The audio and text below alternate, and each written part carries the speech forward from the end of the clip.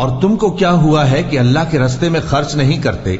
حالانکہ آسمانوں اور زمین کی وراثت اللہ ہی کی ہے؟ جس شخص نے تم میں سے فتح مکہ سے پہلے خرچ کیا اور جنگ کی، وہ اور جس نے یہ کام بعد میں کیے وہ برابر نہیں۔ ان کا درجہ ان لوگوں سے کہیں بڑھ کر ہے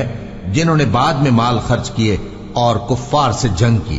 اور اللہ نے سب سے ہی ثواب نیک کا وعدہ کیا ہے، اور جو کام تم کرتے ہو اللہ ان سے واقف ہے۔ کون ہے جو اللہ کو نیک نیتی سے قرض دے تو وہ اس کو کئی گنا ادا کرے گا، اور اس کے لیے عزت کا صلہ یعنی جنت ہے۔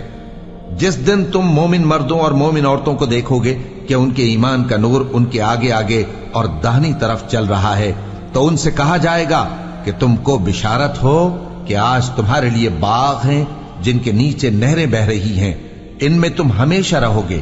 یہی بڑی کامیابی ہے۔ اس دن منافق مرد اور منافق عورتیں مومنوں سے کہیں گے کہ ہمارے لیے انتظار کرو کہ ہم بھی تمہارے نور سے روشنی حاصل کریں۔ ان سے کہا جائے گا کہ پیچھے کو لوٹ جاؤ، پس وہاں نور تلاش کرو۔ پھر ان کے بیچ میں ایک دیوار کھڑی کر دی جائے گی جس میں ایک دروازہ ہوگا، جو اس کی جانب اندرونی ہے اس میں تو رحمت ہے، اور جو بیرونی جانب ہے اس طرف عذاب ہے۔ تو منافق لوگ مومنوں سے کہیں گے کہ کیا ہم دنیا میں تمہارے ساتھ نہ تھے؟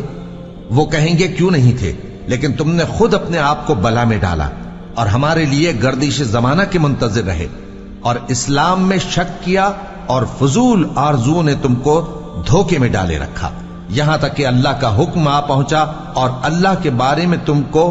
وہ شیطان بڑا فریبی فریب دیتا رہا، تو آج تم سے کوئی معاوضہ نہیں لیا جائے گا اور نہ کافروں ہی سے قبول کیا جائے گا۔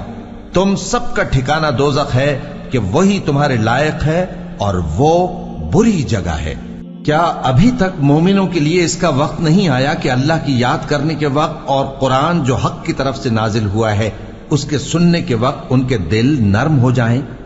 اور وہ ان لوگوں کی طرح نہ ہو جائیں جن کو ان سے پہلے کتابیں دی گئی تھی، پھر ان پر طویل عرصہ گزر گیا تو ان کے دل سخت ہو گئے، اور ان میں سے اکثر نافرمان ہیں۔